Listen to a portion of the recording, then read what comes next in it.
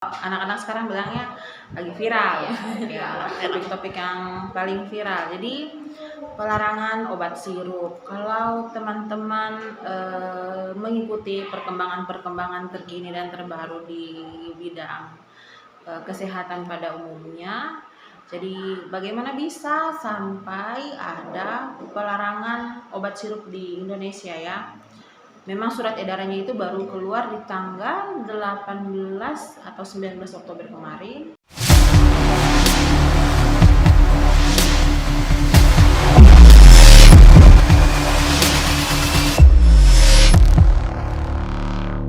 Hai guys, welcome back to podcast Kasih Semadu.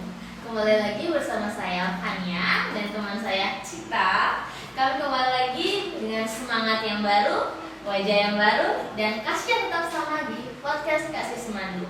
Jadi hari ini kami kedatangan seorang bintang tamu, seorang beautiful lady di samping kita.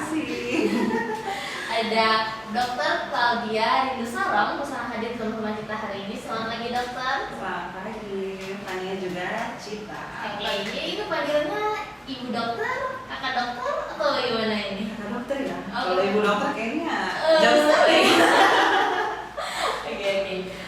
Jadi kakak dokter bisa menceritakan sedikit tentang kakak dokter, tentang keseharian kakak dokter itu selain menjadi dokter tentunya, apa ada kegiatan lain seperti itu?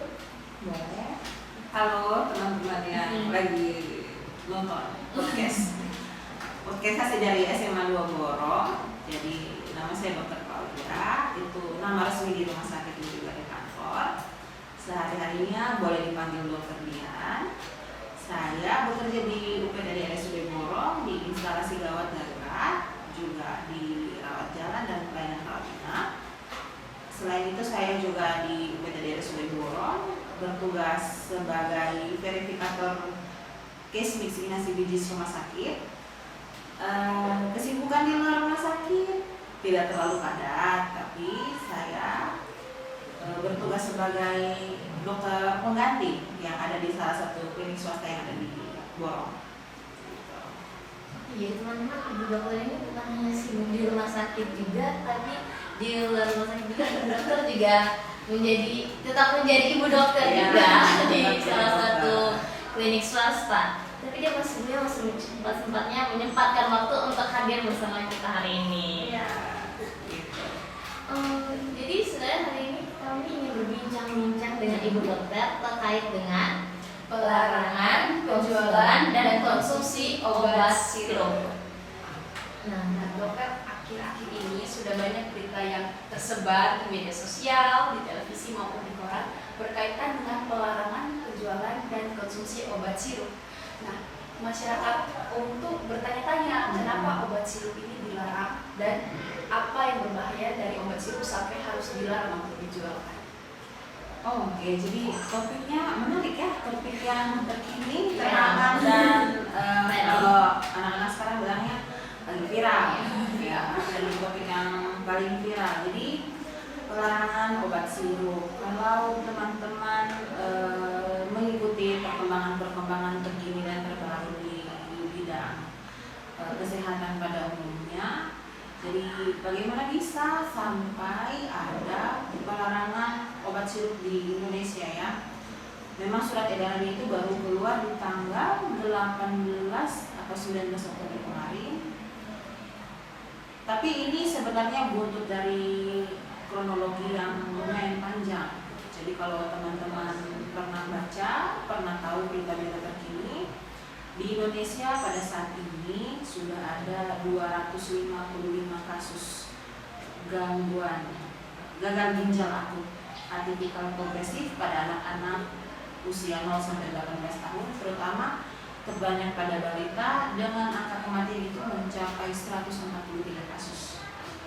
Ya, di mana sebelumnya hal ini juga pernah menjadi perhatian WHO karena di Gambia dan di India juga terjadi kasus yang sama, banyak kematian anak oleh karena gagal ginjal akut progresif atipikal yang setelah ditelusuri dilakukan yang kami sebut dengan penyelidikan epidemiologi, ternyata berkaitan dengan obat sirup yang pelarutnya itu tercemar zat etilen glikol dan dietilen glikol yang kemudian kita sebut etilen.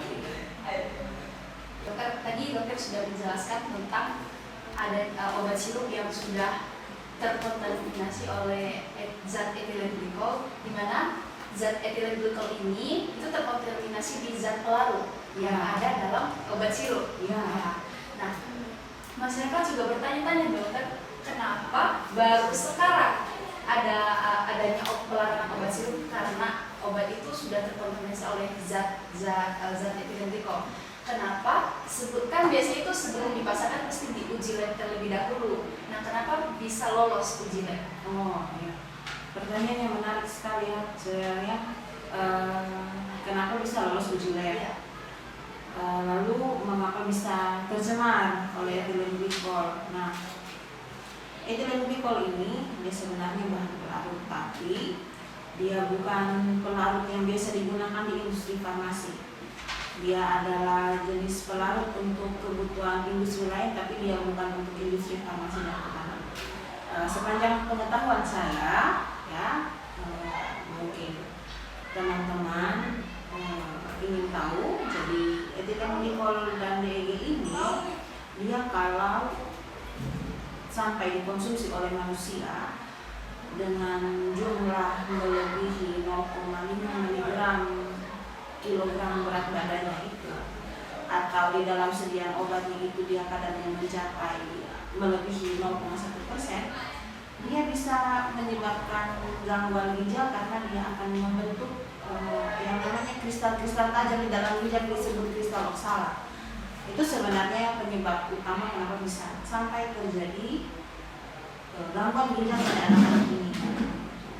Nah, kenapa bisa lolos uji? Jadi untuk bahan pelarut obat ini kan ada bahan baku pelarut itu yang belum bisa diproduksi sendiri di Indonesia dari bahan pelarut yang diizinkan seperti sorbitol, glycerol. Nah, kan ada yang belum bisa dibuat pabrikannya di Indonesia. Bahan-bahan ini masih kita impor dari Amerika, Eropa, dari India, dari Cina. Nah, kasus ini sebelumnya itu banyak terjadi pada anak-anak di India dan Gambia karena bahan pelarut ini sendiri kalau diimpor dari negara India itu harganya cukup murah, jadi dia bisa mengcover, bisa menutupi biaya pembuatan obat yang harganya mahal sehingga bisa dijual ke masyarakat juga dengan harga yang lebih murah. Nah, tapi kenapa bisa sampai lolos edar ke masyarakat? Di Indonesia sendiri kita belum ada regulasi atau peraturan secara khusus yang mengatur tentang berapa standar batas keamanan cemaran etilen glikol ataupun dietil glikol di dalam bahan pelarut obat. Jadi regulasi yang mengatur itu hanya mengatur tentang cemaran bahan kimia pada zat aktif obat. Nah, kalau kita lihat obat yang sirup itu kan, dia ini yang saya pahami ya dari sudut pandang di kedokteran. Obat sirup itu ada zat aktif, ada pelarutnya. Zat aktifnya itu yang sekarang viral ini kan obat sirup paracetamol. Pelarutnya itu mungkin menggunakan sorbitol, menggunakan glycerol. Ya, tetapi di bahan aktifnya ini hanya bahan aktifnya saja yang diuji batas keamanan cemarannya itu. Kalau untuk bahan sirup pelarutnya, misalnya glycerolnya atau sorbitolnya, itu belum ada aturan yang secara khusus mengatur apakah bahan-bahan ini ada mengandung cemaran bahan lain yang berbahaya bila dikonsumsi manusia, ataupun kalaupun ada, berapa standar batas minimal, batas maksimal bahan itu bisa dicemari oleh substansi pelarut yang lain. Belum ada aturan yang jelas terkait itu. Mereka tahu sendiri kan jika ada banyak sekali obat sirup yang terjun bebas nih, yang banyak sekali yang ada di peredaran di Indonesia sendiri.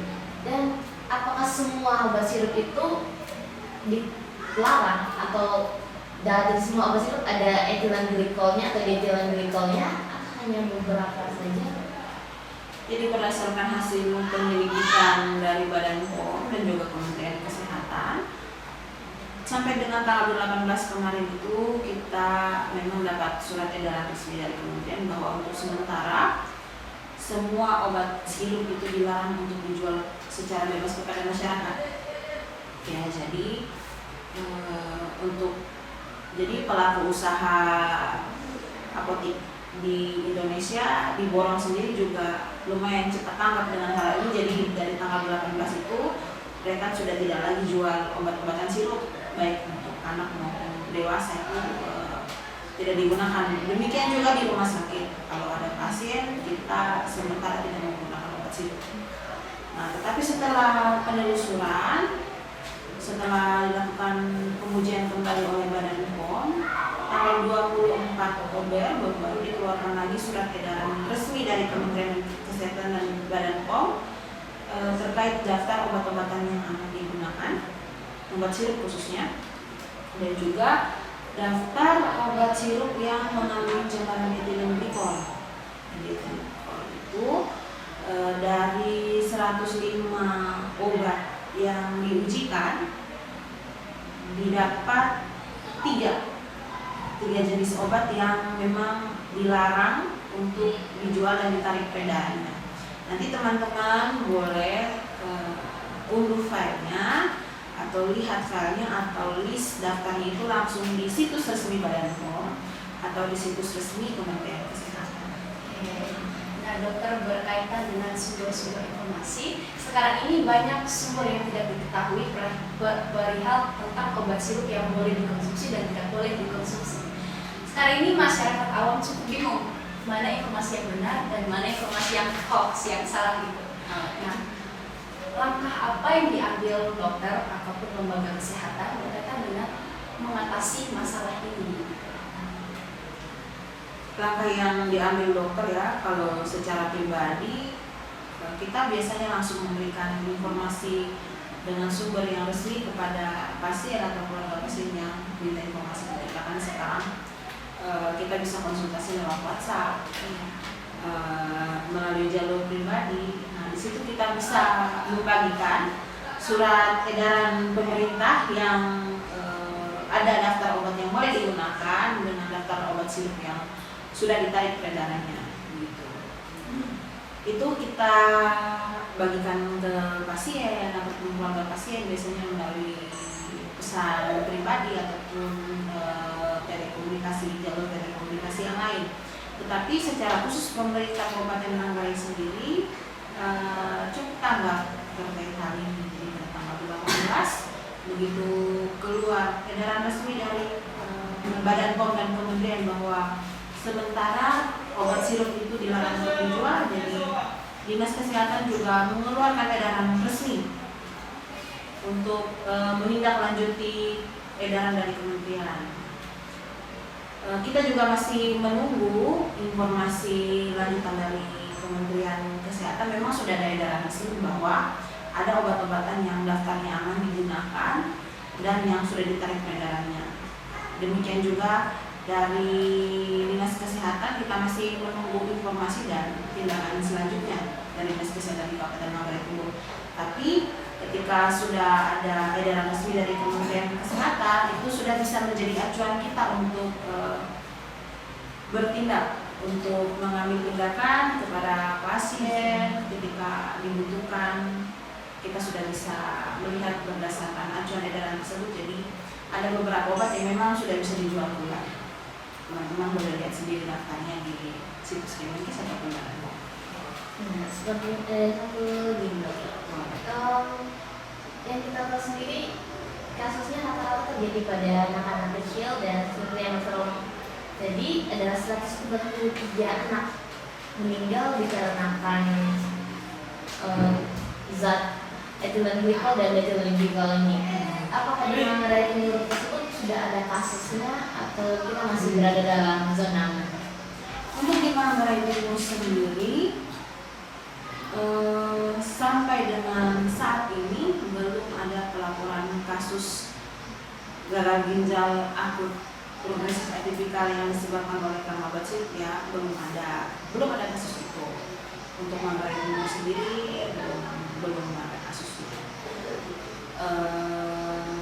Bisa jadi beberapa faktor mempengaruhi. Pertama, laporan, kemudian keterbatasan fasilitas itu bisa sangat mempengaruhi, tapi sejauh ini memang belum ada anak-anak yang datang dengan keluhan tidak buang air kecil selama 24 jam, wajahnya bengkak atau gelisah kesadaran menurun, dengan riwayat batuk pilek dan diare sebelumnya, dan juga riwayat penggunaan obat sirup sebelumnya itu belum ada. Sampai saat ini kalau secara klinis belum ada anak-anak di Manggarai Timur yang dilaporkan mengalami penyakit dengan gejala yang mirip, dengan gejala yang sama. Jadi saya bisa ambil kesimpulan tentang gejala-gejala setelah efek dari mengonsumsi zat ethylene glycol dan ethylene glycol tadi seperti tidak buang air atau tidak BAB selama 24 jam dan wajah lesu serta diare dan batuk pilek serta punya riwayat mengonsumsi obat sirup seperti itu dokter. Ya, jadi terutama yang kita lihat sebenarnya parameter utamanya yang dilihat itu adalah selain jenis juga fungsi ginjalnya. Jadi ada yang namanya pemeriksaan fungsi ginjal. Ketika sekarang ini kita kan harus lebih waspada terhadap anak-anak dengan keluhan wajah sembab atau bengkak seluruh tubuh, kemudian tidak kencing tidak buang air kecil selama kurang lebih 24 jam atau dalam 12 jam terakhir sama sekali buang air kecilnya dalam jumlah yang sedikit, dengan riwayat batuk pilek ataupun diare sebelumnya dan juga riwayat konsumsi obat sirup. Tapi yang paling utama kita lihat sebenarnya itu adalah fungsi ginjalnya. Jadi dilakukan uji fungsi ginjal gitu. Tes fungsi ginjal, dan sayangnya tidak semua fasilitas kesehatan milik pemerintah yang ada di Manggarai Timur ini mampu melakukan pemeriksaan fungsi ginjal gitu. Ini sih menjadi PR ya untuk pemerintah Manggarai Timur untuk sarana dan prasarananya ke depannya agar lebih bagus lagi. Benar. Dan ini saya ingin menanya tentang dokter, tentang pendapat dokter. Sekarang ada banyak berita simpang siur ini di media sosial, di platform-platform seperti YouTube dan lain sebagainya, tentang penyebaran-penyebaran. Ada yang bilang obat-obat ini itu berbahaya, ada zat-zat berbahaya. Terus makanan ini itu ada terkontaminasi zat-zat ini, atau pada saat produksinya tidak higienis dan lain sebagainya. Itu seperti apa dokter? Pendapat saya pribadi ya tentang informasi-informasi yang beredar terkait obat-obat yang berbahaya ataupun makanan-makanan yang berbahaya, sebenarnya ini pendapat pribadi saya ya. Kita ketika menerima informasi-informasi tersebut, terutama dari platform-platform media sosial seperti YouTube, TikTok, ataupun Instagram, ataupun yang lain-lain, kan banyak sekarang orang menyebar informasi lewat media-media seperti itu. Pertama, kita harus lebih jeli dan teliti ya untuk melihat logis tidak informasi yang diberikan. Kemudian selain logis atau tidak, apakah ada edaran resmi dari situs-situs dan kanal-kanal pemerintah. Sebenarnya sekarang masyarakat itu jauh lebih dimudahkan dengan segala sesuatu yang sifatnya online, instan. Jadi di era digital ini masyarakat jangan hanya sekedar menerima informasi-informasi yang beredar di entah itu di WA group, entah itu di YouTube, TikTok maupun platform sosial media yang lain. Tetapi masyarakat harus jeli. Bahkan untuk obat ataupun makanan sekarang itu bisa dicek langsung di BPOM. Ya, jadi ada klik BPOM-nya. Di situ di dalam kemasan obat atau makanan, teman-teman bisa memasukkan nomor kode yang registrasi dikeluarkan oleh Badan POM dan langsung dicek di situs BPOM-nya, terdaftar, listed, register atau tidak. Gitu. Terima kasih dok. Jadi kesimpulannya yang bisa saya tarik, masyarakat itu harus lebih selektif lagi dalam membaca dan menerima informasi yang masuk agar tidak salah dan kita tidak bingung serta tidak kata orang seperti ikut arus seperti itu ya Dok. Betul. Dan yang tadi saya ingin menegaskan lagi seperti kata dokter, jika teman-teman di rumah atau masyarakat sekitar punya gejala-gejala seperti tidak buang air kecil atau tidak BAB selama 12 jam atau 24 jam, Tidak buang air kecil ya Dan- selama 12 jam atau 24 jam, wajah Dan sembab, diare, ada riwayat diare atau batuk pilek atau demam, dan juga punya riwayat konsumsi obat Obat sirup sirup. sebelumnya, segera melaporkan diri pada fasilitas kesehatan yang terdekat. Oke. supaya untuk cepat ditangani ya. Ya, supaya bisa lebih cepat penanganan dan penyelidikannya. Oke. Jadi saya ingin sekali lagi mengingatkan kita harus lebih menjaga diri kita sendiri, menjaga lingkungan kita, dan juga lebih selektif lagi dalam menerima informasi. Ya, akhir perbincangan kita kami ingin mengucapkan Terima terima kasih kasih. banyak kepada Dokter Ya, Claudia. sama-sama. Terima kasih juga ya sudah Iya, mengundang. Tadi kita sudah mendengar, sudah melihat beberapa informasi-informasi berkaitan dengan obat sirup ini. Betul. Dan juga tadi ada beberapa jawaban-jawaban dari dokter yang mungkin bisa memberikan pelajaran kepada masyarakat, kepada teman-teman yang sekarang ini menonton berkaitan dengan informasi-informasi yang hoax, yang salah ya dokter ya. Benar. Ya. Nah, untuk sebelum menutup acara kita, saya ingin mengingatkan kepada teman-teman jangan lupa subscribe, like, comment, and share channel YouTube kita. Dan sekian Dan- untuk perbincangan hari ini. Bye bye. Bye-bye.